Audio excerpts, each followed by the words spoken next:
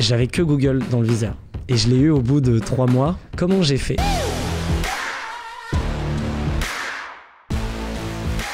Au début d'une aventure, techniquement, tout le monde s'en fout de rejoindre ta boîte. Il faut donner envie d'une autre manière. On a identifié toutes les interactions qu'on a avec le prospect qui devient client. On a créé une méthode qui s'appelle le Sales Ninja. C'est 7 étapes.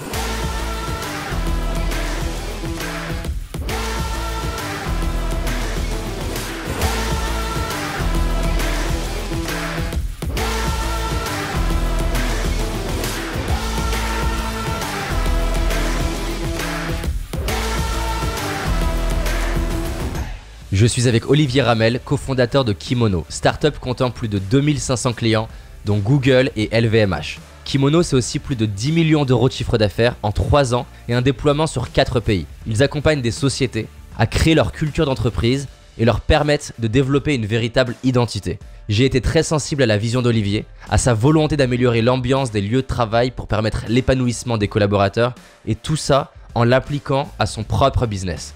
Il y a beaucoup à apprendre de sa manière de recruter ainsi que de ses techniques de vente et de communication. Si tu veux améliorer ta stratégie commerciale tout en créant une relation sincère avec tes clients, tu vas adorer cette conversation. Et tu vas même savoir comment il a obtenu Google. Ces 2 dernières années, là, je me suis bourriné des bouquins sur la culture d'entreprise, le recrutement, comment t'as des A-players. Et je pense que ma réalisation, c'est tu peux pas construire une boîte légendaire si tu fais pas attention à la culture d'entreprise que tu crées. Et je t'ai découvert en regardant une vidéo justement dans ma recherche là, obsessionnelle de comment tu fais pour faire en sorte que les meilleurs collaborateurs, tu les attires à toi. J'ai aimé ta personnalité. En 3 ans, tu as fondé Kimono. Vous allez vers les 10 millions de chiffre d'affaires en 1 an, donc c'est vraiment beau. Avant, tu as créé d'autres choses. Mais malgré tout, 28 ans. Donc c'est vraiment beau. C'est ça. Et voilà, donc la raison pour laquelle j'avais envie que tu partages ces 2 choses, déjà parce que juste en étant vivant, tu montres que c'est possible à cet âge-là. Et aussi qu'on parle de culture d'entreprise. Donc en fait, Kimono, on dit qu'on est des culture designers. Pourquoi ? Parce qu'on s'est rendu compte que ta culture d'entreprise, c'était devenu clé, que c'était devenu la priorité d'une boîte. Pourquoi ? Parce que ça permet d'attirer des talents et ça permet de garder les talents. Et en fait, aujourd'hui, il n'y a pas de bons produits, il n'y a pas de bons services, il n'y a qu'une bonne équipe. Parce qu'en fait, avoir un bon service, avoir un bon produit, c'est devenu la norme. Parce qu'aujourd'hui, il y a tellement de concurrence qu'aujourd'hui, le marché n'attend que ça. De dire que j'ai le meilleur produit du monde, ça ne marche plus pour attirer des talents. Ça suffit plus. C'est cette culture qui va attirer ces A-players. Et donc, du coup, quand on a commencé à se concentrer sur le sujet, je me dis, bah ouais, c'est hyper important. Mais c'est quoi en fait la culture ? C'est pas nouveau, on l'a pas inventé le terme culture d'entreprise. Il existe depuis 20 à 30 ans, sauf qu'il a souvent été galvaudé et surtout dénigré parce qu'on disait, ouais, la culture d'entreprise, de toute façon, c'est bullshit, c'est des mots sur un mur, mais tout le monde s'en fout. Et c'est vrai que tu voyais dans plein d'entreprises, mission, valeurs, machin, et tu demandes aux équipes c'est quoi nos valeurs, c'est quoi nos missions, personne ne les connaît. Ils savent pas. C'était ça, tu vois, parce que non, le but c'est de faire du chiffre, il y avait d'autres enjeux. Et je pense que notre génération aussi a joué à ce switch. Et donc du coup, on se dit, bon bah, on a commencé à segmenter la culture. Donc on se dit, qu'est-ce que c'est la culture foncièrement ? Donc on commence à dire, bah en fait déjà, ta culture d'entreprise, c'est déjà quand même ton lieu où tu travailles. Donc ton environnement de travail. Et on se dit, bah ouais, en fait, l'aménagement de ton espace, ta déco, les couleurs que tu y mets, l'organisation que tu fais, montre un peu ta culture. Et par exemple, je prends souvent l'exemple de Google, qui a, dès le début, et beaucoup de boîtes américaines technologiques qui ont créé des bureaux incroyables. Quelle a été la première raison ? C'était de dire, bah en fait, nous, on veut attirer les meilleurs informaticiens du monde. C'est des mecs qui sont très demandés. Il faut qu'ils se sentent bien chez eux. Donc, on va faire des bureaux magnifiques. Donc, ta culture, c'est ton environnement de travail.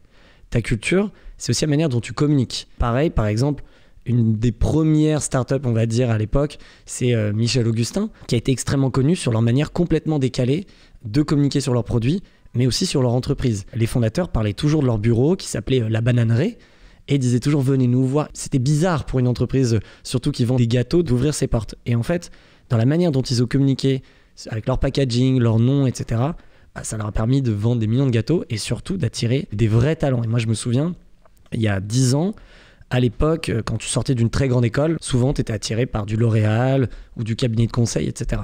Michel Augustin était les premiers à attirer vraiment des HEC, des gros talents. Alors, je dis pas que les talents sont tous des HEC, mais à l'époque, dans laquelle... Il y a des gens qui ont l'option et la possibilité d'avoir les plus grandes entreprises qui, là, d'un coup, choisissaient d'aller plutôt vers... Exact. Donc, la manière dont tu communiques attire des talents. Donc ça fait partie de ta culture. Le dernier exemple que j'utilise souvent pour présenter la culture, c'est aussi la manière dont tu es représenté. Pourquoi ? Parce qu'aujourd'hui, on a toujours différencié, quand tu parles de marque, on va dire, c'est les marques de vêtements, les marques de ces produits. Et il y a les entreprises. Et on a parlé aussi du sujet de marque employeur. Et en fait, tout ça ne fait qu'un. C'est chaque entité, donc que tu aies une asso, un club, un groupe d'amis, une entreprise, tu es une marque. Donc, qui dit marque, dit code du branding.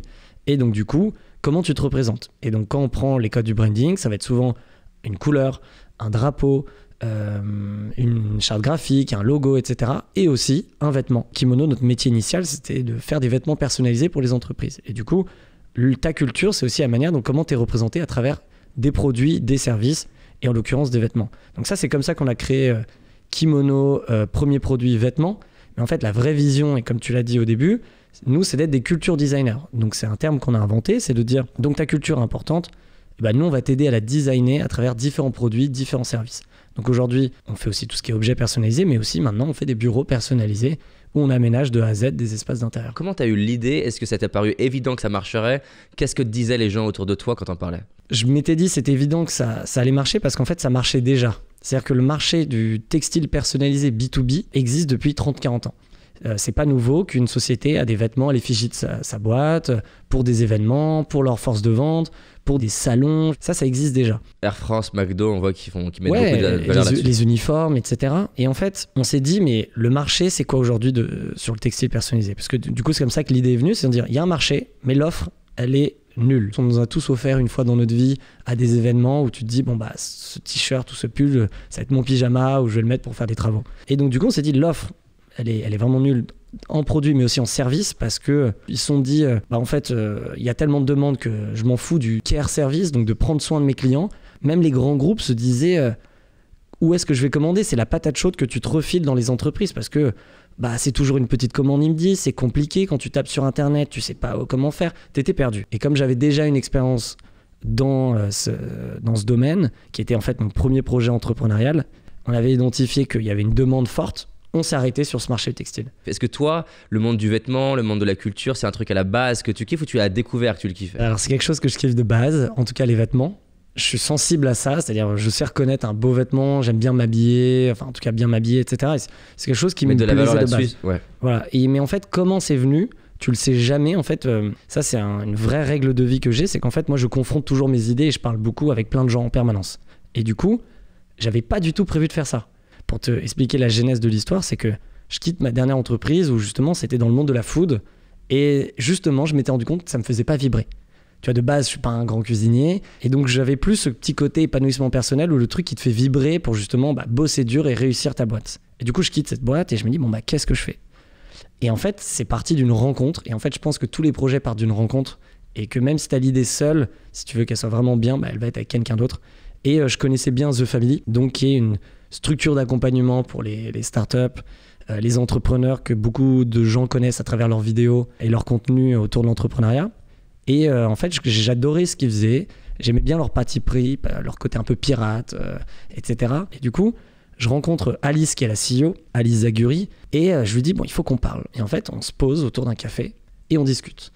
Et en fait, pour la petite histoire, c'est que mon premier projet au lycée, j'avais fait le suite officiel de mon lycée, un peu à l'américaine, donc ça s'appelait lycée Alexandre Dumas, et donc j'avais fait le suite officiel Dumas High School, SINS, un peu à l'américaine. Premier pas d'entrepreneuriat, très cool, ça a super bien marché, c'était une super expérience. Moi déjà, ça a été un déclic de vie pour me dire, à partir de maintenant, je veux créer dans ma vie pour toujours. À côté de mon quotidien d'étudiant, je voulais avoir un projet qui m'anime dès le réveil. On parle comme ça, et le moment où je lui parle de ce petit projet, c'est là où elle me dit « Ah, mais tu sais que toutes mes startups, donc ils ont plus de 300 boîtes dans le portefeuille, m'appellent tous les jours pour me dire « Tu connais un mec qui fait des vêtements personnalisés ou en tout cas une boîte, nous on galère. » Elle me dit « Même nous, The Family, on galère à se faire des vêtements The Family. » Et c'est là où je lui ai dit « En fait, tu sais que je connais une autre personne qui est le meilleur ami de mon frère, qui est dans le métier du textile depuis 10 ans, il a une usine, etc. » Là, on s'est dit « Ah viens, on s'arrête sur ce produit. » Donc tu vois, il y a quand même une histoire derrière. Je me suis pas dit « Ah, le textile me plaît, je vais aller voir le marché. » C'est des choses où je suis hyper à l'aise parce que je ne m'étais pas dit je suis fan de culture d'entreprise.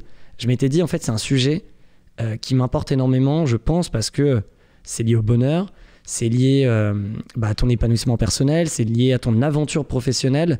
Et moi j'ai toujours été un philosophe sur la vie parce qu'on sait qu'elle est courte, on sait qu'on n'a pas le temps pour être négatif, et donc du coup je suis très optimiste, voire parfois trop, mais ça aide. Et du coup je me suis toujours dit, fais un truc qui te fait kiffer, etc. Et je pense que comme la culture d'entreprise est liée à tout ça, aujourd'hui, maintenant que j'ai du recul, ça me plaît énormément pour ça, parce que notre génération veut vivre une aventure.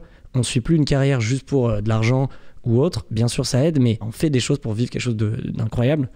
Et du coup quand tu allies culture avec ce mindset et textile que moi j'adore, et la mode, etc., là je pense que j'ai trouvé vraiment ce que je kiffe. Alors tiens, justement, j'aimerais comprendre votre process, parce que ça va, comme tu dis, c'est au-delà de créer des vêtements. Ouais. C'est vraiment designer la culture. Quand tu as une startup là, qui vient vous voir, comment ça se passe le process avec Kimono? C'est-à-dire, au-delà de la partie créer le vêtement, comment arriver à faire transparaître la culture qui est dans la boîte dans justement un univers visuel? Comment vous faites? Aujourd'hui, donc, tu nous contactes sur le site ou par mail. Sur le site, tu as un petit questionnaire à remplir qui en fait accélère un peu le process, à savoir quelle est ta demande, quel type de produit justement. Donc on commence déjà à te mettre des premières questions à te poser. Donc du coup, quel type de vêtements, quelle quantité, etc. Parce que on est dans un métier où il y a des personnes comme toi qui vont avoir le temps et qui vont vouloir venir nous voir. On a un showroom, on les aide, on les conseille, etc. Mais il y en a où ils nous appellent, je veux ça pourtant maintenant. Et donc du coup, il faut jouer avec plus de presque 100-150 demandes par semaine entre ceux qui veulent vraiment se poser et qu'on les aide. Et dans ce cas-là, ils nous contactent, comme je te disais, ils nous font une demande et ils nous disent, on cale un rendez-vous, un call avec eux, que ce soit dans notre showroom ou que ce soit au téléphone s'ils ne peuvent pas se déplacer. Et là, l'idée, c'est vraiment comprendre ton besoin, comprendre qui tu es. Donc, on va te demander des éléments. Pourquoi tu as eu envie de faire ça? Pourquoi tu as envie? Est-ce qu'il y a une date précise? Il y a un enjeu précis, etc. De fil en aiguille, on pose plein de questions. Nous, on connaît nos produits, on sait comment les designer. Et du coup, ensuite, on va te faire des propositions. On va te designer des maquettes. Et après, en fait, avec tes allers-retours, on collabore ensemble. J'ai des clients, ils savent exactement ce qu'ils veulent. Ils vont me dire, moi, je veux une veste un peu Teddy, bleu marine, avec mon petit logo là, pour toute ma team. Super, quels sont vos produits? Et là, on va dire, on a celui-là, celui-là, celui-là. Après, on va te recommander les meilleures techniques, parce qu'on a une dizaine de techniques de personnalisation, que ce soit l'impression numérique, la broderie, la sérigraphie, etc. On va t'envoyer des échantillons, etc. Et donc, du coup, j'ai pas de règles uniques, parce qu'en fait, c'est du cas par cas pour tout le monde. Et là, aujourd'hui, on a dépassé les 2000 clients, donc B2B. Donc, ça va d'une petite start-up à un restaurant, à un hôtel, ou un grand groupe comme L'Oréal ou LVMH, ou même des universités. Il y a une entreprise que vous avez eue, t'étais vraiment genre, c'est trop cool. Ouais, Google. Google, vous avez eu? Ouais, dès le début. Et dis-toi, quand on a lancé, donc j'étais le seul sales à l'époque, et j'avais que Google dans le viseur. Et je l'ai eu au bout de 3 mois, mais je l'ai eu et je me suis battu. Comment j'ai fait? Déjà, je me suis dit, Google, c'est gros. Je peux pas contacter comme une startup où je peux contacter le fondateur sur Facebook, ou trouver le mail et lui contacter et basta. Là, c'est une grosse organisation. Il y a un nom, et en plus, le sujet de culture, ils sont dedans. On va pas les impressionner, en tout cas, ce que je pensais. Et je me suis dit, ok, est-ce que je connais des gens qui travaillent chez Google? J'ai regardé un peu dans mon réseau, et il y avait une personne, en effet, j'avais vu, il faisait des posts, etc. Donc là, je lui ai écrit, et je lui ai dit, au fait, t'es chez Google, j'ai lancé Kimono, parce que c'était tout récent, ça faisait 2 mois. Et il me dit, trop cool, tiens, voilà le mail de la personne en charge. Ok, et donc là, j'envoie le mail, le catalogue. Je lui dis que je viens de la part de Steven, il s'appelait, et il me répond, et donc du coup, je lui envoie le catalogue, il me dit, génial, on n'a pas de besoin imminent, mais je te dis, etc. Et en fait, il revient une semaine après en me disant, au fait, d'ailleurs, il y avait Vivatech qui est arrivé, le salon autour de l'innovation entre les startups et les grands groupes, et il me dit, on a besoin 300 suites assez rapidement, etc. Je lui dis, ok, c'est pour quand? Et il me sort une date, genre dans 62 heures. Et là, je découvrais un peu ce métier avec mon associé qui, lui, était l'expert. Et donc, du coup, j'avais pas réponse à tout. Mais tu dis jamais que tu sais pas. Donc, tu dis, ok, je vais voir, je te rappelle après, je m'en occupe. J'appelle mon associé, je lui dis, c'est le plus gros client qu'il me faut. En tout cas, c'est pas le plus gros en termes de volume et de chiffres. C'est le client qu'il me faut parce que je veux communiquer dessus, mais surtout, c'est ma petite victoire perso. Je veux Google, qui est le symbole de la grosse startup qui a réussi et énorme en culture d'entreprise. Et mon associé me dit, non, c'est pas possible de livrer dans ce temps, etc. Là, j'accepte pas le non. Je lui dis, c'est pas possible, il faut le faire. Tu te démerdes. Donc, on s'est démerdé comme des oufs et on a réussi à livrer pile on time. Le mec me dit, putain, mais c'est ouf, comment vous avez réussi? Trop bien, merci, on est super contents, trop cool. Et depuis, ça a créé une vraie relation et c'est nos clients depuis presque 3 ans. Ils ont passé plus d'une 30aine de commandes. C'est super intéressant à plein de niveaux ce qu'on peut apprendre, que ce soit en tant qu'entrepreneur ou pas, comment identifier le genre de client qui te fait rêver, ou si tu es salarié, l'entreprise qui te fait rêver. Essayer de voir si tu connais des personnes qui se rapprochent, des personnes qui pourraient avoir une influence. C'est mon client rêvé, je vais tout faire pour essayer de lui apporter presque plus que ce qu'il pense possible dans l'exemple. Moi j'en ai eu beaucoup des clients rêvés. Et tu vois, nous, notre positionnement au début, c'était vraiment d'habiller toutes les startups. C'était vraiment la niche qu'on s'est donné au début. Vraiment, les startups font très attention à leur image et à leur culture. Ouais. Et elles travaillent sur ça. Donc en fait, ceux à qui ça va leur parler, mais directement, ça va être eux. Aujourd'hui, ça parle à tout le monde, mais ils étaient vraiment sensibles. Comment vous avez choisi le prix qui est juste, sachant qu'aujourd'hui, tu peux faire imprimer des t-shirts en Chine? Exact. Comment vous avez positionné le tarif de se dire là, les startups ou les grands groupes seront prêts à acheter, alors qu'on peut faire imprimer un t-shirt ailleurs? Quand on s'est rendu compte que le marché était vraiment nul, comme tu dis, tu peux trouver des t-shirts à 1 euro sur plein de sites et même pas spécialement en Chine, même ailleurs. Du coup, on s'est dit, en fait, la demande, elle a changé. Elle veut plus juste le prix et le produit cheap. Elle veut des produits de qualité qui respectent les codes de la mode du prêt-à-porter, que tu es fier de porter. Donc, il y a une dimension qualité, il y a une dimension aussi service. Ça veut dire, oui, en fait, on n'y connaît rien à ce métier, aidez-nous et on veut vraiment pas s'en occuper. Donc, on veut une boîte qui soit rapide, professionnelle et en plus joyeuse, en tout cas, qui rend l'expérience fun. Parce qu'il faut se rappeler, on vend pas un logiciel de facturation. Donc, quand une entreprise nous contacte, autant lui rendre son expérience heureuse. On parle de vêtements, c'est cool, c'est sympa, etc. On a créé ce qu'on appelle la Customer Journey. Et donc, en fait, on a identifié donc, le premier contact jusqu'à la livraison, post-livraison, toutes les interactions qu'on a avec le prospect qui devient client. Et ce qu'on s'est dit, c'est que maintenant, tous ces moments doivent être incroyables. Que ce soit au téléphone, par mail ou en visu, ils doivent être incroyables. Donc, du coup, on a dit, c'est quoi ce moment incroyable? Du coup, on l'a écrit, noté et on l'a répliqué pour tout le monde. Donne-moi un exemple d'un changement que vous avez opéré qui fait passer l'expérience de standard à quelque chose de vraiment au-dessus. La plus évidente et celle qui vraiment nous a... Et j'ai une stat là-dessus qui est incroyable, c'est notre showroom qui rend l'expérience physique. Dans le monde du B2B, ça n'a jamais existé. Donc quand on a la directrice marketing du groupe Accor ou d'une petite startup et qui mettent les pieds dans le showroom, on a designé le lieu de manière vraiment cet effet waouh. Et vraiment quand ils entrent, il y a cet effet waouh. Et là, on prend tous les principes de l'hôtellerie. On va te souhaiter la bienvenue, tu vois. Mais en fait, c'est tout con, mais souhaiter bienvenue aux gens, même quand tu es dans un restaurant ou autre, t'as un petit saut, tu dis merci, je suis bien accueilli. Ensuite, tu t'occupes d'eux, à savoir s'ils ont soif, etc., etc. Ce que je dis toujours, moi, à mes sales, c'est qu'on ne vend pas, on crée des relations. Je leur ai dit, oubliez de vendre, on ne vend plus. D'ailleurs, on a créé une méthode qui s'appelle le Sales Ninja, et donc arrêtez de vendre, on crée des relations.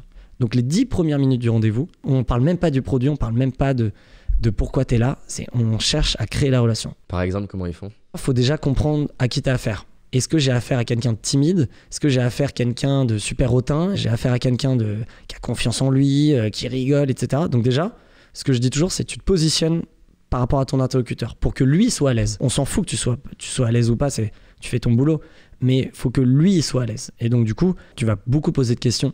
Quelqu'un qui se dit mais moi je sais ce que j'ai envie, j'ai pas envie d'être un vendeur, j'ai envie d'être quelqu'un qui crée de la relation mais qui est un peu, tu vois, un peu maladroit, qui sait pas s'y prendre. T'aurais une direction en tout cas de comment il pourrait faire pour s'améliorer? Là, moi je parle de ce que je connais, donc le B2B, donc on va dire si c'est ma première fois, la personne, je vais lui demander, je vais dire alors ça fait combien de temps t'es dans l'entreprise? Soit elle va me dire tout récent, donc du coup je vais dire tu faisais quoi avant? Et là elle te raconte ton histoire. Et en fait il faut une première question déclencheur, donc admettons c'est ça, et après tu dois être à l'écoute sur le moindre sujet pour voir les points communs que tu peux avoir avec elle. Genre, non, parce qu'avant je bossais à Nantes, moi je vais tous les étés à Nantes, t'es où? Machin, trop cool. J'adore l'idée, pour moi effectivement on se connecte avec les autres, avec les points communs. Comment tu trouves l'équilibre? Le ratio en fait, tu la laisses parler, tu lui poses des questions et toi tu vas parler. T'es focus sur l'interlocuteur ou ton interlocutrice, qu'elle soit à l'aise et tu te dises, ok, comment cette personne, je peux lui faire en sorte qu'elle soit à l'aise. Et en fait tu te rends compte que les mouvements que tu dois faire et ce que tu dois dire, tout est adapté autour de cette personne pour qu'elle soit dans une situation hyper confortable. Et en fait, tu l'utilises même dans ta vie perso quand tu reçois des gens chez toi. Comment tu fais en sorte que ils soient dans un moment à l'aise. Donc en fait, comme tu t'adaptes, tu es un peu très vif, donc tu es toujours en prise de recul, tu es toujours en étant focus sur prendre soin de cette personne. Donc il y a un côté un peu c'est pas le cœur qui parle, mais il y a un côté un peu amour qui dit, ok, cette personne, je la connais pas ou autre, j'ai envie de lui donner l'amour, en tout cas lui montrer que je suis quelqu'un de bien. Je prends soin de son état, donc psychologique. Tu vois, si je vois que ma première question un peu perso la dérange, hop, on change de sujet. Donc en fait, tu dois toujours prendre du recul et être en alerte en fait. Et c'est un vrai jeu psychologique qui, je pense, s'apprend avec le temps, se pratique Et en fait, comment il se pratique, c'est quand tu as l'état d'esprit comme ça et du coup qui te déclenche tes actions. Et toi, tu disais là que t'adores ça, le sales. Et attends, juste petite parenthèse avant de te poser la question. Il y a un truc qui me fascine avec les meilleurs commerciaux, les meilleurs vendeurs, c'est que souvent, tu vois, on a le cliché du vendeur qui justement bourrine, te met la pression, et on déteste tous cet aspect-là. Tout à fait. Et ce que je peux observer chez les meilleurs vendeurs, c'est hyper paradoxal, c'est-à-dire qu'à la fois, c'est les meilleurs vendeurs, donc factuellement, ils vendent le plus souvent. Et en même temps, il y a vraiment ce truc, tu parles de cœur, de s'intéresser à l'autre, il y a un vrai désir de mettre l'autre à l'aise, de le comprendre. J'aimerais savoir qu'est-ce qu'il y a dans ta tête, parce que ce qui est complexe pour plein de gens, c'est que tu sais que tu es en train de vendre. Tu sais qu'il y a un objectif de vente. Et souvent, cet objectif de vente fait que des gens, d'un coup, vont être pas à l'aise, vont pas être naturels, vont justement mettre une pression. Enfin, moi, il y a un truc qui me fascine, c'est que les moments même... Alors, c'est différent, ça peut être sur scène. Les moments où je vais avoir le moindre retour du type « Ah, t'as été vendeur », c'est là où on a les meilleures ventes. C'est-à-dire qu'il y a comme un truc contre-intuitif où ça a été tellement fluide, tellement naturel, tellement j'étais au service et boum, ça explose. J'adorerais que tu décrives un peu ce qui se passe dans ta tête parce que je pense que la vente, que ça soit se vendre à une entreprise. Tu te vends en permanence. Tu te vends en permanence. Tu vends ton voyage de noces à ta femme. Tu vends cette soirée dans ce bar à tes potes. À tes potes ou à tes parents. Ou à tes parents, ou à tes parents, mais tu vends tout en permanence. En fait, il faut que tu gardes ton objectif en tête. Quel est ton objectif ? C'est de vendre, admettons, ce produit ou de faire cette vente à X euros de chiffre d'affaires. Ça, tu le sais, maintenant, tu l'oublies, tu sais que c'est ton objectif. Maintenant, t'es pas drivé par ça. Il y a un côté où il faut que ce que tu proposes et ce qui t'anime, que tu sois bien dans tes pompes, que tu sois passionné, que tu sois équilibré, etc. Et que tu te dises, dans tous les cas, si je lui sors les caractéristiques de mon produit, le prix, machin, de cette manière, il ne se vendra pas, comme tu as dit, ça fait le commercial à l'ancienne, etc. On sait que ça bloque les gens. Donc maintenant, tu vas faire complètement à l'inverse et de dire, je dois créer une relation avec lui. Mais en effet, si tu le penses pas réellement et que tu ne veux pas, ça va être soit de la manipulation, soit le mec va le ressentir. Donc du coup, comment t'arrives à craquer et percer ce truc ? Par exemple, il y a ce côté, t'aimes les gens, donc il y a un côté très humain où tu dis, bon bah voilà, j'ai envie d'en savoir plus sur cette personne, donc je m'intéresse. Maintenant, je connais mon produit, j'arrive à identifier pourquoi il a besoin de mon produit. Déjà, la cible que tu dois choisir, faut que ce soit on appelle ça le product market fit. Faut que déjà tu sais que à qui tu t'adresses, c'est la bonne personne. Tu réponds à son problème. Déjà, tu as une conviction à l'intérieur de toi que ce que tu proposes, ça va répondre à son besoin. Exact. T'es pas à côté de la plaque, donc du coup, sois à l'aise que tu lui proposes vraiment quelque chose qu'il a besoin. Donc, sois convaincu que ça va l'aider. Donc déjà, tu te places pas en mode je vais te vendre. Non, je vais t'aider. Pour faire référence à ce que tu disais avec le t-shirt pas cher et pourquoi nous, c'est que ceux qui viennent nous voir et qui ont des besoins pour leur équipe, ils sont 500, ils veulent faire des t-shirts. Bah moi je sais qu'ils ont besoin et je sais qu'ils ont vécu une expérience mauvaise avant. Donc je vais leur dire, nous de toute façon, tu verras, ça va être simple, ça va être rapide, je vais te faire en sorte que ce soit une bonne expérience. Donc je vais sourire et on dit souvent que tu sais, le sourire s'entend au téléphone. Je vais essayer d'être agréable avec toi, donc en tout cas enthousiasme, et je vais te montrer aussi que nos produits c'est les meilleurs. Et du coup, si je suis convaincu que mes produits sont les meilleurs, je vais te le montrer de la meilleure des manières. Et donc du coup, je te drive comme ça. Et surtout, on dit qu'un bon commercial est à l'écoute clairement parce qu'en fait, tu sais s'il est pressé, tu sais s'il a le temps. C'est un jeu psychologique où tu vas enlever des trucs, rajouter des infos, enlever des infos. C'est vraiment un jeu mental passionnant. J'avoue, il faudrait écrire un livre dessus parce que... C'est peut-être un livre que tu feras après. Peut-être, mais il faudrait que... Déjà, tu vois, j'ai posé la méthode du Sales Ninja. Donc justement, la méthode du Sales Ninja, c'est chaque personne qui rentre chez Kimono, je leur ai dit, même des personnes qui sont pas en vente, je leur ai dit, ça c'est la base de la boîte et donc du coup, il faut que tu l'apprennes par cœur. Et donc, comment devenir un Sales Ninja ? C'est 7 étapes. La première, ça part d'un état d'esprit qu'on ne vend plus et qu'on crée des relations. Donc déjà, oublie ça. J'ai dit, oublie le mot vente, oublie le vendeur à l'ancienne et tout, oublie. Tu es là pour créer des relations avec les gens. Donc tu vois, il faut déjà que tu aies un côté humain. La deuxième étape, c'est de dire, je veux que tu sois passionné par ce que tu fais. Et ça veut pas dire être passionné tout de suite par son produit. Tu sais, quand tu rejoins une entreprise, admettons, vous vendez, tu sais, les caisses enregistreuses pour les restaurants. Donc un logiciel. Quand t'es né, tu t'es pas dit « Ah, mon rêve, c'est de vendre ça ». Mais il s'avère que ce qui te passionne, c'est la vision de la boîte, la culture de la boîte, la stratégie de la boîte. Et donc, c'est ça qui te passionne. Et quelqu'un de passionné, ça fait toute la différence avec ton interlocuteur. J'ai un bon exemple. Souvent, moi, quand je vais en soirée, donc admettons une soirée d'un appart, un anniversaire de quelqu'un, tu connais pas grand monde. Donc, c'est souvent l'autre qui t'a invité. Lui, comme il est poli, il va te présenter. Et comme il est encore plus poli, il va dire « Bon, les gars, je vais vous chercher des verres. Vous voulez quoi ?» Tu commandes et il s'en va. Et du coup, tout d'un coup, tu te retrouves en situation inconfortable parce que tu es avec quelqu'un que tu connais pas. Et là, moi, en général, donc, comme on est tous les deux aussi des personnes polies, Tu vas te présenter, ah bah moi je fais ça, je bosse là, et toi tu fais quoi, etc. Ça m'est arrivé mais plein de fois. Quand le mec revient avec les verres, lui qui me connaît, il va dire ah mais t'es déjà en train de lui vendre ton truc, etc.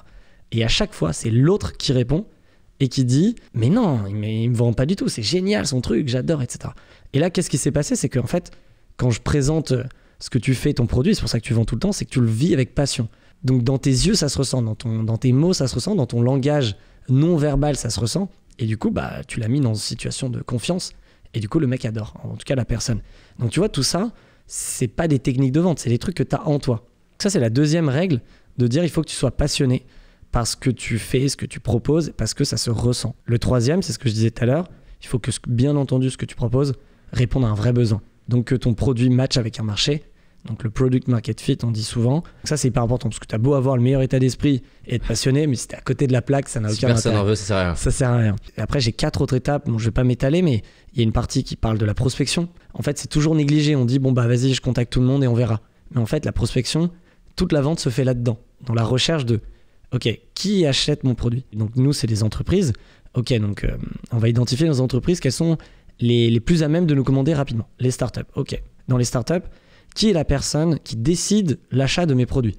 En général, responsable marketing ou les fondateurs, ou parfois les RH, en fonction des besoins.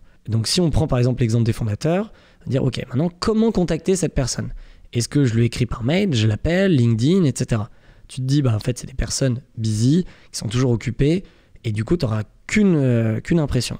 Par contre, les fondateurs répondent tous à tous leurs emails. Pourquoi? C'est l'image de la boîte. Un mec qui te répond pas, ça veut dire qui s'en fout, et du coup, bah, c'est une porte ouverte à aller te plaindre, ouais, ils ne répondent pas, etc. Donc, tu choisis le mailing. Ensuite, tu te dis, bon, le mec, il faut que j'aille droit au but. Donc, je vais pas lui vendre mon truc pendant 10 lignes, envoyer ma plaquette. Je vais lui dire, je pense qu'il y a un truc qui t'intéresse. Bref, on avait écrit un mail super sympa. Et ensuite, tu suscites l'intérêt. Et en suscitant l'intérêt, bah, derrière, tu pourras commencer ta vente. Tout ce travail de prospection qu'on a vraiment travaillé, mais des heures et des heures, c'est comme ça que tu vas pouvoir transformer. C'est pas, je target tout le monde, tout ce qui tombe, ça va me servir. Tu es très vraiment focus sur quels sont les clients idéaux, ceux qui sont prêts à acheter. Ouais, parce que et j'adapte ma communication. Tu adaptes ton discours, etc. Ensuite, il y a la partie, ce que j'appelle le suivi et le follow-up. Donc, c'est que, alors oui, tu peux démarcher tout le monde, mais tu vas être avec des stades différents avec tout le monde. Il y en a qui n'en veulent pas avant 6 mois, qu'il va falloir recontacter. Il y en a qui en veulent maintenant, d'autres qui ont besoin de valider avec leurs équipes, etc. Et du coup, ce qui est hyper important et ce que tout le monde oublie par flemme, où on se dit ouais je l'ai dans la tête, etc., c'est de tout noter. Donc utiliser un CRM, mais t'as beau avoir le meilleur CRM du monde, si toi t'es pas rigoureux derrière, ça marche pas. Donc même Google Sheet ou Excel fonctionne tant que t'es rigoureux à tout noter. À chaque fois que t'as noté ce qui vient de se passer avec ce prospect, il doit y avoir une action derrière qui est automatisée. Et ça permet de toi de te décharger mentalement de tout ce que t'as à penser. Et surtout, ça te permet d'avoir une feuille de route de qu'est-ce que je dois faire demain, etc. Et du coup, bah, en fait, tu laisses passer aucune opportunité à côté et tu transformes plus. Donc ça, c'est la 5e. 6e, c'est le côté expérience. Je te disais aujourd'hui, ce que tout le monde attend, c'est une expérience client. Et on va de plus en plus, que ce soit B2B, B2C, on est devenu de plus en plus exigeant. Et donc, on va choisir une boîte par rapport à l'expérience que ça me fait vivre, donc le côté émotion, etc. Et donc, du coup, bah, là, c'est ce travail sur comment je rends mon expérience incroyable. Donc, je te parlais de la Customer Journey, etc. Pourquoi cette personne vient et pourquoi elle va revenir. Parce qu'en fait, on s'en fiche qu'il achète une fois. Tous nos métiers sont des métiers de fidélisation. Tout le monde veut créer une communauté. Est-ce que le coût d'acquisition d'un client, il est bien plus élevé que ce que ça te représente de faire que ton client il rachète s'il est satisfait? C'est clair. Bah, alors nous, on a eu la chance, on n'avait aucun coût d'acquisition puisque on utilisait des techniques gratuites, mais du mailing, etc. Mais on n'avait pas mis de budget particulier là-dessus. Mais en effet, t'imagines tout le temps que tu passes à aller chercher cette personne, si c'est pour que les 3/4 ils s'en vont derrière, ça n'a aucun intérêt. Donc, expérience client, c'est la 6e étape. Et la 7e étape, c'est le closing. Donc, signer ce devis. T'aimes bien ça. Il faut signer et du coup, c'est l'étape la plus importante et celle la plus dure. J'ai déjà vu des commerciaux dans mon équipe qui faisaient tout parfait, sauf que tu vois, leur chiffre, il n'est pas incroyable. Mais je me demandais pourquoi. J'ai lu tous leurs messages, ils sont parfaits. Sauf qu'en fait, ils avaient peur. Il y avait ce côté où, ah non, mais attends, si je lui demande de signer le devis, il va croire que je lui vends et tout. Mais si il a fait tout ce process, c'est qu'il attend que tu lui vendes quelque chose et qu'il est prêt.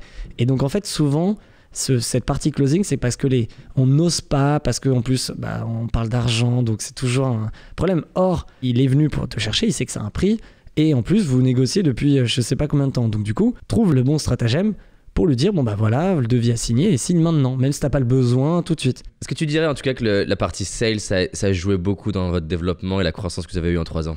Complètement. Nous, on est clairement une boîte de sales et la méthode qu'on a appliquée, les outils, l'équipe, la moitié de la boîte est sales en fait, et ça a joué complètement. En tout cas, je veux appuyer dessus parce que tu vois, il y a des personnes qui ont vraiment la mission de vouloir changer le monde, changer des vies, entreprendre, créer des produits qui font une différence. Mais c'est vrai que si tu mets pas de valeur soit sur le sales, soit sur le marketing, tu peux même pas réaliser ta mission. Non mais c'est clair. Et c'est cool que tu parles de marketing aussi parce que moi, c'est les deux sujets qui sont pour moi complètement liés et tout aussi importants. Parce qu'on va dire le sales va être ton outbound, donc aller chercher les clients, quelle est ta méthode de prospection, ta stratégie, etc.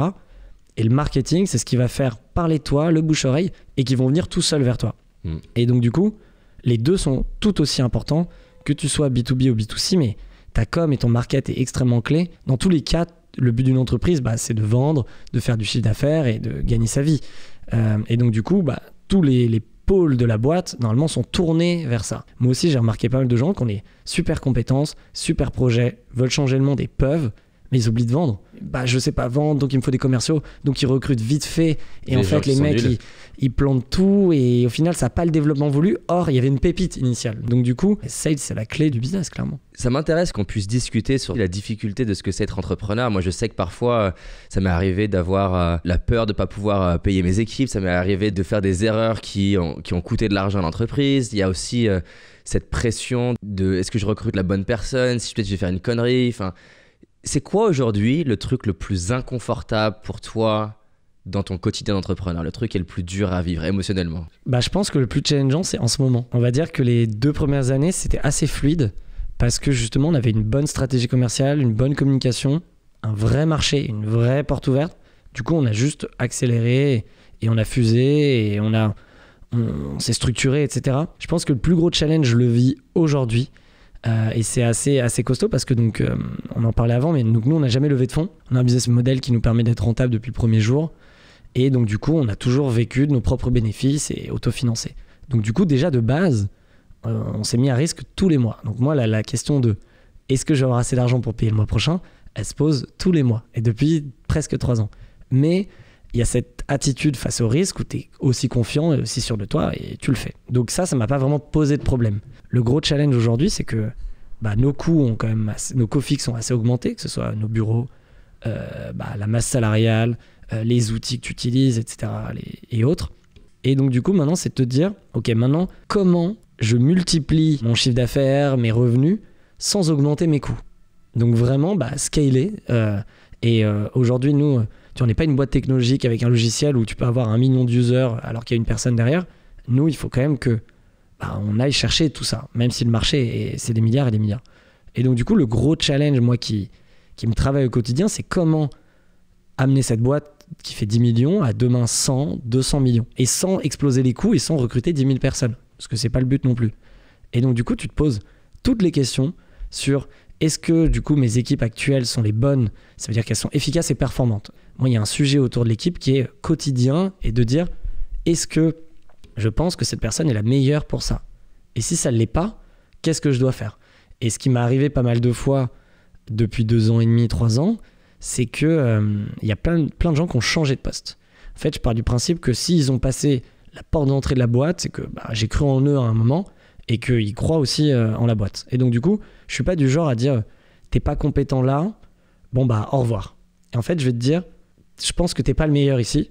Qu'est-ce qui te ferait plaisir? Tu connais le scope de la boîte et tu connais la vision. Où est-ce que tu penses là où tu seras le meilleur? Et c'est comme ça que j'ai eu des transferts de compétences incroyables entre un sales qui est devenu aujourd'hui mon head of digital, un sales qui est devenu aujourd'hui mon DAF, quelqu'un qui était en logistique et production qui est aujourd'hui sales et qui est excellent là-dedans, alors qu'il n'avait jamais fait d'études là-dedans.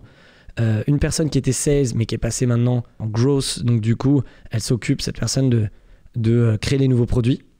Et donc comme elle avait 4 ans de conseil et c'est quelqu'un de très stratégique, en fait c'est parfait. Et donc du coup c'est un jeu où moi ça a été un challenge permanent pour les équipes. Donc là aujourd'hui c'est de dire on est 40, comment avec cette équipe je peux aller chercher les records, etc. sans recruter en permanence. Est-ce que tu remets en question ton équipe? Non, parce que tu as confiance en ton équipe. Donc ça, il y a tout ce travail mental de se dire c'est bon, j'ai confiance en toi Et je me suis structuré de manière assez militaire aujourd'hui où j'ai un middle management, où j'ai 7-8 personnes autour de moi qui vont avoir leur propre équipe. Et donc du coup, tu donnes full confiance. Et maintenant, tu regardes vers l'avenir et te dire, ok, quelle va être la stratégie digitale, tech, commerciale, produit, opportunité de marché, rencontre, etc. Donc toi, en tant que fondateur et en tout cas dirigeant, tu laisses tout l'interne travailler en opérationnel et toi tu dis ok, maintenant comment je passe la marche d'après. Parfois tu te dis oh là là, j'y arriverai pas, c'est angoissant, c'est dur. Mais de l'autre côté, tu dis... Comment tu gères un moment comme ça? Moi, je vois bien qu'en fonction de comment j'ai dormi, en fonction de ce qui s'est passé dans la journée, en fonction du nombre de galères qu'il y a eu dans les 3-4 derniers jours cumulés, si ça arrive les 4 jours d'affilée plus fatigue, je vais pas avoir la même psychologie qu'un jour où je suis en forme. Clairement. Comment toi, tu gères un moment où tu cumules plusieurs trucs stressants et en plus de la fatigue, tu le gères comment un moment comme ça? Je coupe complet. C'est vrai qu'il y a des jours où tu es le plus heureux du monde et tout est incroyable. Et tu rentres chez toi, tu sais, comme un écolier, voilà, tu fais le petit saut, tu dis incroyable, je suis le maître du monde. Et il y a d'autres fois où tu dis ah là, en effet, il y a eu cette galère, oh ça me gonfle. Ce que je fais, moi, je coupe complet. J'y pense plus déjà. Je dis bon, on verra demain. Je fais autre chose. Est-ce que je vais voir des amis? Est-ce que je vais me regarder des films? Est-ce que je vais, je sais pas, m'occuper à autre chose? Et en fait, comme du coup, ça fait 10 ans presque, je crée des projets. Cet état, je l'ai connu 200 000 fois. Et du coup, maintenant, je me connais. Et donc, j'ai fait cet apprentissage où je me dis, là, tu vois, t'es énervé, tu remets tout en question. Alors, tu sais que c'est faux. En général, je vais faire du sport, ça, c'est efficace, mais direct. Tu sors du sport, t'as oublié, en fait, pourquoi t'étais énervé et ça a changé. T'arrives même pas à retrouver le problème que tu retrouves pas le problème. Tu dis, en fait, tout va bien, il n'y a pas de sujet, tu vois. En fait, c'est juste un état de stress. Et en fait, je sais qu'une bonne nuit ou autre, tu te réveilles et ça part. Parce que moi, j'accepte pas justement le négatif ou les problèmes, donc je pars du principe où je me dis, il faut que ça parte vite. Donc, quelles sont les solutions? Donc, quand il y a des galères ou il y a des trucs chiants, et il y en a tout le temps, c'est quoi la solution? Ok, est-ce qu'il faut prendre une vraie décision, c'est-à-dire couper ça, ou est-ce qu'il faut plus changer de stratégie, etc. Et du coup, couper te permet quand tu te remets sur le sujet, d'avoir la bonne décision. Et tu vois, moi, je me suis toujours promis d'avoir mon équilibre de vie qui reste intact, à savoir, je l'ai mis en 5 pôles. Le premier, donc, c'est les amis. Ensuite, la famille, ensuite la santé, ensuite le travail et ensuite ta vie amoureuse. Donc le côté cœur. Et en fait, ces 5 pôles doivent toujours être équilibrés. Et quand je suis trop dans un, maintenant je me dis toujours, oula, attends, t'es trop là-dedans, il y a plus de place pour le reste. Et il faut que tu gardes cet équilibre et je me le dis en permanence. Et du coup, tu vois, comme mes journées sont assez intenses, le week-end, je fais rien, mon ordi est fermé. Et du coup, je repense à cet équilibre. Est-ce que je donne assez de temps à ma famille? Est-ce que je donne assez de temps à mes copains? Ou en tout cas, je les vois avec eux? Ou est-ce que, en fait, je vois trop mes potes et je travaille pas assez, tu vois? Donc tu te dis, ok, là, faut se mettre un petit coup de pied au cul parce qu'il faut aller chercher ces résultats. Et du coup, dans ce jeu de réflexion, d'équilibre, ça te permet de quand même être très fort et d'être toujours intègre et que même quand il y a une très mauvaise nouvelle ou un truc qui te fait chier, tu te dis, attends, il n'y a pas mort d'homme, tout va bien, va faire du sport, va te changer les idées et demain tu verras, ce sera un nouvel jour. J'aime beaucoup ce truc là, moi je partage souvent et moi ça m'aide. Voilà, comme tu disais, j'apprends à me connaître et de réaliser, tiens, là je suis dans un mode où en gros toutes les pensées que je vais avoir, elles sont pourries. Exact. Donc ça sert même à rien que je parle avec moi-même. Exact. Il vaut mieux que j'aille à la piscine, au sport, que j'aille dormir, que j'aille me mettre devant Netflix. Complètement. Que même de considérer les pensées, parce qu'en fait plein de fois j'ai fait l'erreur d'avoir ce dialogue avec moi et tu commences à créer un scénario qui est pourri. Ma métaphore pour moi, c'est un petit peu comme quand tu t'occupes d'un bébé, tu sais, tu dis voilà, il est fatigué, il a pas mangé, il a pas fait sa sieste, et tu lui en veux pas en fait, tu sais juste que ça passera. Exact. Et moi, ça m'aide cette métaphore de me dire, très belle métaphore. Le bébé, il est juste fatigué, il va se reposer, on va retrouver l'énergie. Non, mais c'est clair, c'est un vrai jeu mental et qui te fait grandir au quotidien. Et je pense que, tu vois, moi je dis toujours, il n'y a pas d'échec, il n'y a que des enseignements. Et donc, du coup, tu pars du principe que même quand ça marche pas ou ça fonctionne pas, qu'est-ce que tu as appris?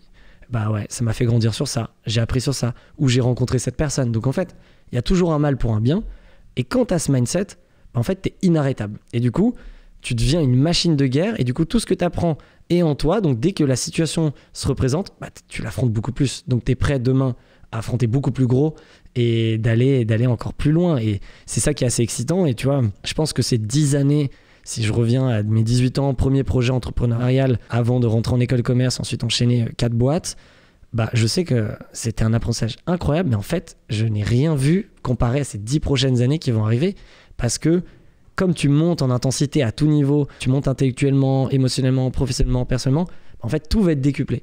Et du coup, tu te crées ton bagage avec toutes ces expériences qui va permettre de renforcer. Donc en fait, c'est jamais trop tard pour commencer. Tu peux te lancer demain. Mais du coup, maintenant, sache que, te mets pas la pression à te dire c'est le projet de ta vie, ça y est, je suis le prochain Bill Gates. Dis-toi que ça peut t'apporter dans tous les cas que du bien de faire. Et quand tu fais, tu te découvres, tu t'apprends et tu fais t'as cette capacité mentale à réfléchir. Je suis à fond là-dessus. Je connais pas beaucoup de gens qui le sont aussi, mais moi je pense que c'est la clé et c'est ce qui me permet moi d'être toujours à fond, toujours heureux, toujours optimiste et de jamais en faire trop. Tu vois, je suis pas... Et de garder un équilibre et kiffer, quoi. C'est le but de la vie. Hein. C'est clair. J'ai plein de questions dans plein de directions, donc il faut que je choisisse, mais juste rapide. T'as dit tout à l'heure que t'étais un optimiste et que parfois ça avait des inconvénients. Comment tu trouves l'équilibre entre tout est possible, je vais le faire, on peut aller faire ça, moi j'y crois, et tu délires? C'est vrai que moi je suis très enthousiaste très rapidement, ou je m'emballe assez rapidement. Et en fait, l'équilibre à trouver entre réalisme, optimisme et ce qu'on te dit, t'as ce que t'as envie, ce que tu penses, sur lequel t'es sûr. Et ce que je sais aujourd'hui, c'est qu'il faut confronter ses idées. Donc tu vas en parler à un tel. On va dire, mais non, c'est pas une bonne idée. On va dire non. Ou il y en a un qui va dire, pas mal, mais non. Et en fait, c'est vrai que moi, plus on me dit non, plus ça me chauffe. C'est-à-dire, parce que comme je suis sûr de mon truc, je me dis, mais non, mais vous avez rien compris. Mais du coup, en effet, il y a un problème à ça, c'est que c'est là où tu dois faire ce jeu et te dire, attends, s'ils me disent tout ça, c'est qu'il y a bien une raison, je pense qu'ils veulent pas mon mal. Maintenant, ils ont peut-être pas tous les éléments pour faire le choix, mais moi j'y crois. Et donc du coup, tu dois juste prendre en compte que si vraiment on te dit n'y va pas, et toi t'es sûr de toi, tu sais que tu prends un gros risque, soit tu te dis bon, j'assume, et si je me plante, ils auront eu raison. Donc la prochaine fois qu'ils vont me le dire, j'ai peut-être les écouter à 2 fois. Mais ça veut pas dire qu'ils auront raison la prochaine fois. Mais du coup, soit tu prends ce gros risque, soit tu te dis, bon, je vais faire un entre-deux. Ils me disent ça, je pense ça, on coupe la part en deux, je vais faire comme ça. Et là, du coup, je me satisfais moi-même, je me dis, j'ai pris un risque, certes, mais j'ai écouté quand même mon cœur, mais en prenant en compte ces considérations, et j'y vais, et on verra les résultats. Et si j'ai entièrement raison, et je me dis que j'aurais pu faire plus, je me dis, j'aurais pas dû les écouter. Et donc, du coup, pour la prochaine fois, tu le feras. Tout ça te nourrit mentalement. Et maintenant, après, t'arrives à jouer avec. T'arrives à être meilleur. Mais par le passé, est-ce que t'avais tendance, que là tu dis que tu prends des points de vue, est-ce que par le passé t'écoutais pas et t'y allais direct? Ouais, souvent quand même. Tu vois, mes parents, je pense tout ce qu'ils m'ont dit sur tous mes business, j'ai fait tout le contraire. Et j'ai eu raison. Et j'avoue, il y a des trucs où ils avaient raison. Mais je suis content de l'avoir fait. Parce qu'en fait, je l'ai compris. Avec la maturité, t'as gardé l'optimisme, mais t'as mis cette capacité parfois à prendre du point de vue, c'est ça? Ouais, un peu plus. Mais même encore aujourd'hui, tu vois, dans Kimono, dans l'équipe, moi, ils savent que j'ai toujours plein d'idées tout le temps, je lance des projets. Donc là, parfois, ils me calment. Mais parfois, je dis, ouais, il faudrait qu'on fasse ça. Et en fait, je regarde, maintenant que j'ai confiance en moi, je regarde. Plus il y a de noms, plus c'est une bonne idée. Donc dès que j'ai une idée, moi, j'en parle à tout le monde. Je dis, au fait, tiens, regarde, j'ai pensé à ça.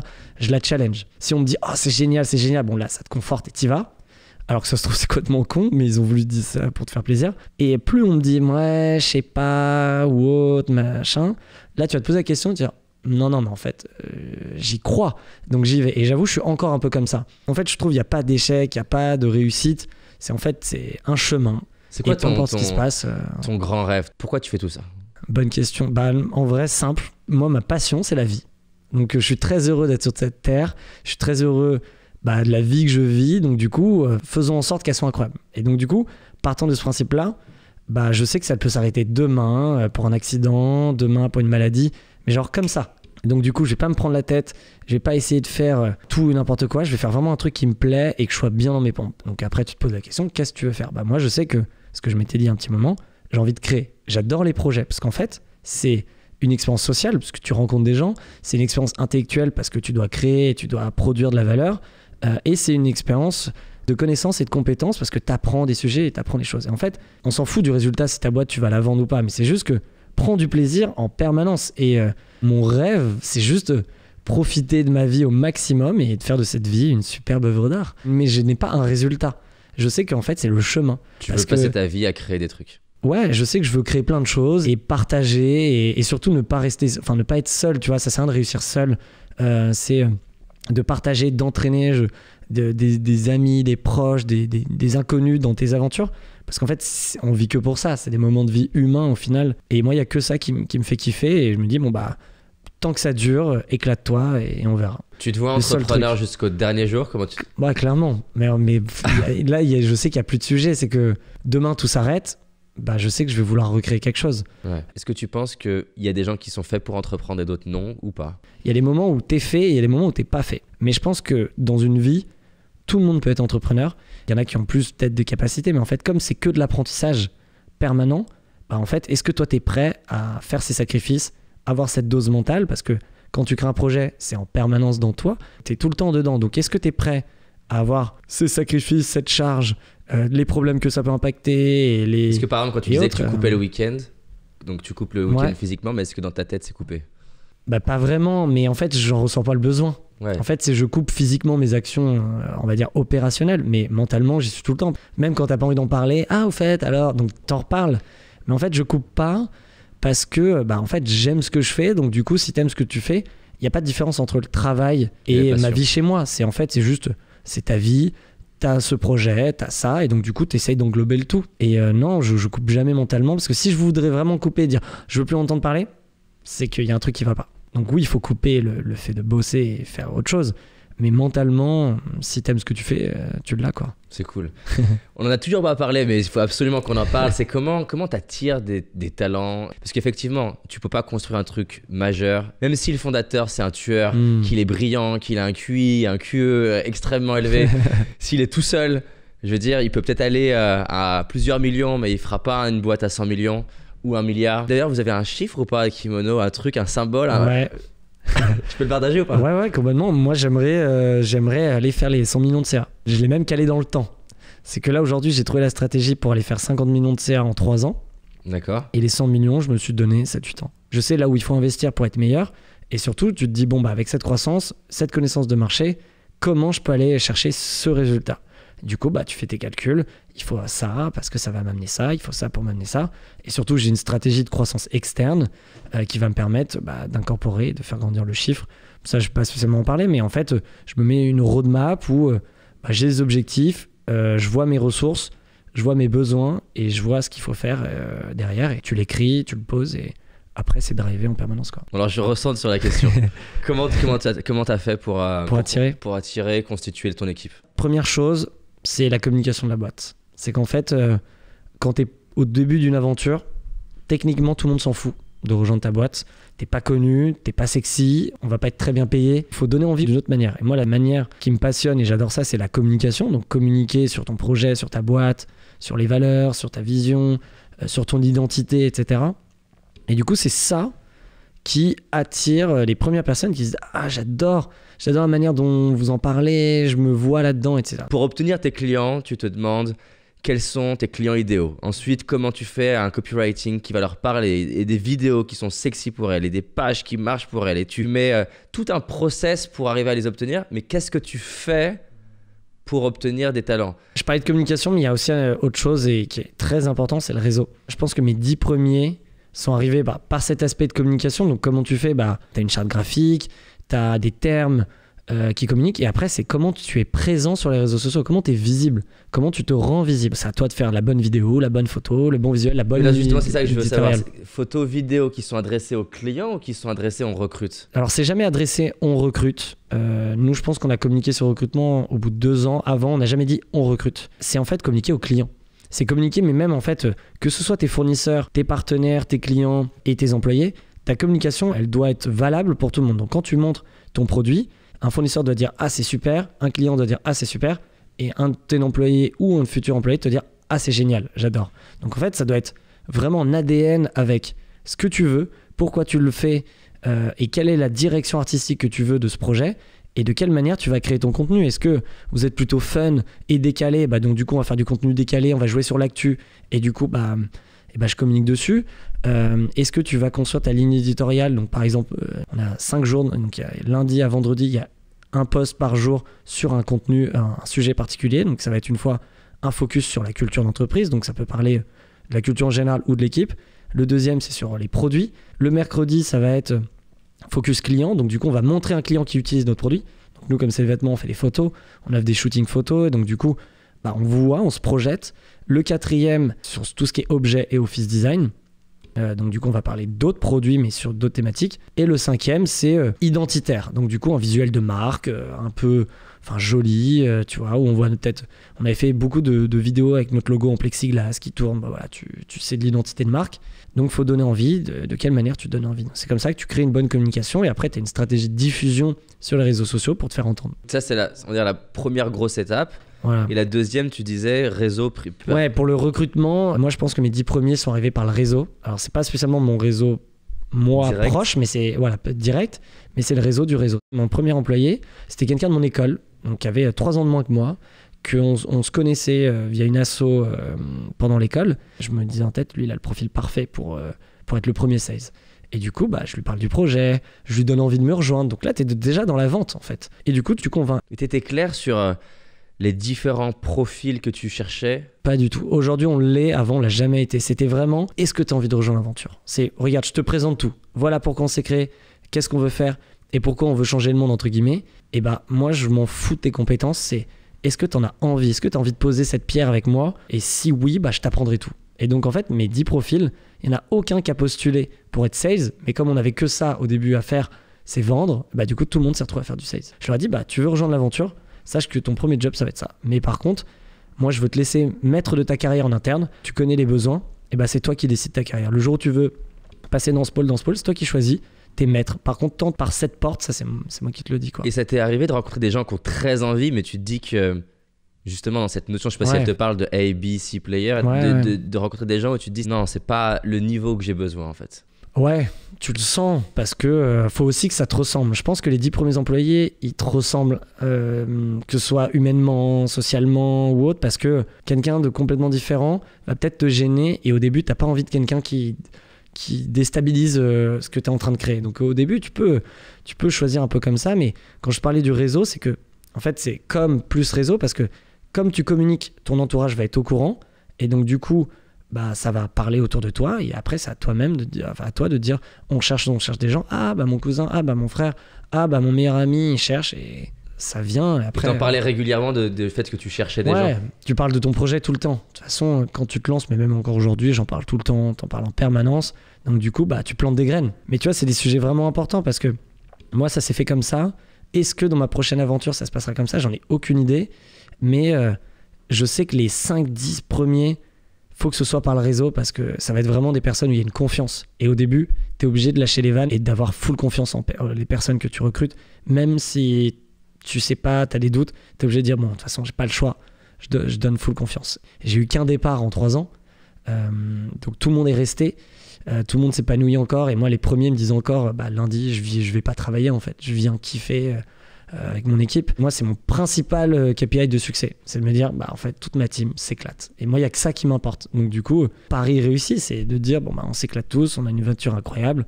Quel va être le prochain objectif? Parce qu'on est tous ambitieux. Mais pour recruter, c'est lié à ton réseau. Donc tu plantes des graines, tu parles de ton projet et tu verras.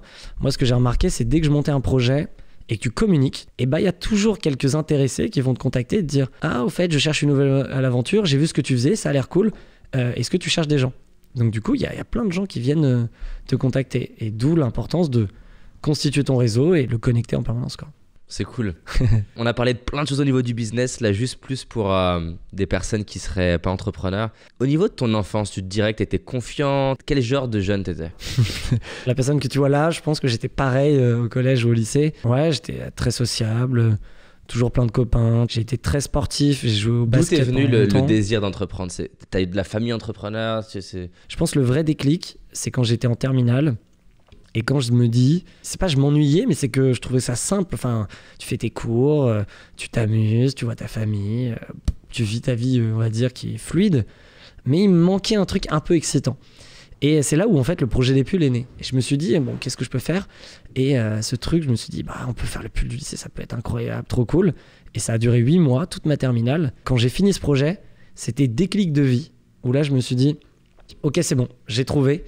J'ai vu tout ce que c'est de créer un projet. Là, pour le coup, j'étais seul. De gérer un projet, de la logistique, la vente, le marketing, tout ce qu'on entend par une gestion de projet, ça a été un déclic en me disant ah mais en fait maintenant je veux créer, c'est trop bien parce qu'en fait tu apprends plein de choses et tout. J'ai vu tout de suite la valeur d'entreprendre et c'est là où je me suis dit maintenant à côté de ma vie Je vais faire ça. quotidien, j'aurai un truc qui m'anime dès la vie. Et donc mes 3 premières années d'école, j'ai fait que des trucs improbables, pas du tout sérieux, enfin plus ou moins sérieux, et j'étais opportuniste sur tous les projets. Dès qu'on me proposait un projet ou dès qu'il y avait une possibilité, je disais go. Mais même si c'était mais nul Moyen. ou moyen, je m'en foutais parce qu'en fait j'étais dans la création. Et en fait c'est ça qui après a drivé le mindset.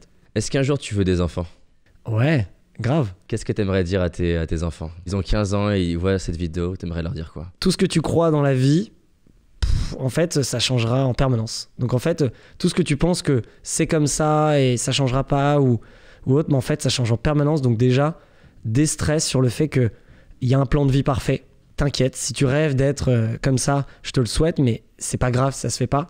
Ne te stresse pas sur tous les chemins de ta vie qui vont en fait s'entremêler en permanence. Il n'y a pas de risque, il n'y a que des opportunités de te connaître, de comprendre plein de choses. Tu verras, parfois tu seras malheureux sur plein de trucs, mais pars du principe que c'est incroyable et donne de l'amour en permanence et kiffe et profite et te prends pas la tête.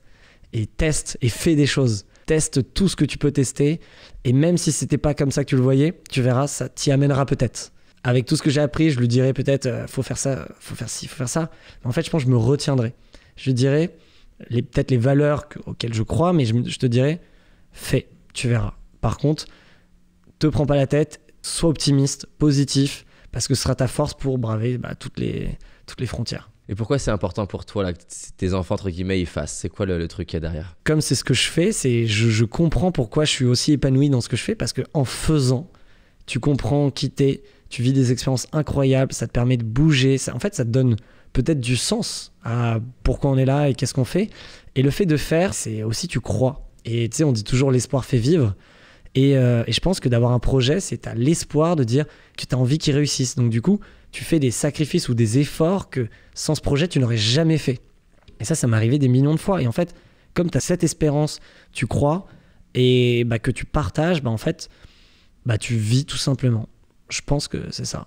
Ça te rend vivant d'avoir un projet, ça te donne une raison de te lever, de te dépasser, Ouais. Tu vis des expériences que tu n'aurais pas vécues. Exactement, des sensations émotionnelles, aussi des sensations, enfin, on va dire intellectuelles, parce que tu apprends. Je pense qu'on va apprendre toute notre vie et tu apprends en compétences, en connaissances. Et tu vois, il y a des choses qu'aujourd'hui je sais qu'à l'époque, je me disais, mais comment on peut faire ça, ou c'est nul, ou machin. Et en fait, tu te remets toujours en question. Tu pars du principe que rien n'est figé, tout est flexible et tout peut bouger. Et il faut être à l'aise avec. Ça veut dire, peut-être que tu penses ça aujourd'hui, peut-être que dans 10 ans, tu te regarderas et tu te diras, mais t'es vraiment qu'un gros con à dire ça. En fait, oui, mais en fait, pourquoi aujourd'hui je peux me le dire? C'est parce que j'ai appris de tout ça. Et donc, c'est en faisant que tu apprends. Et je pense que toute la vie est un apprentissage et ça te fait vivre des choses incroyables. Sinon, on s'embêterait. Hein. Moi, c'est cool en tout cas. Non, vraiment, je te remercie. Moi-même, ça m'a fait réfléchir sur plein d'aspects, donc trop cool. C'est vraiment cool.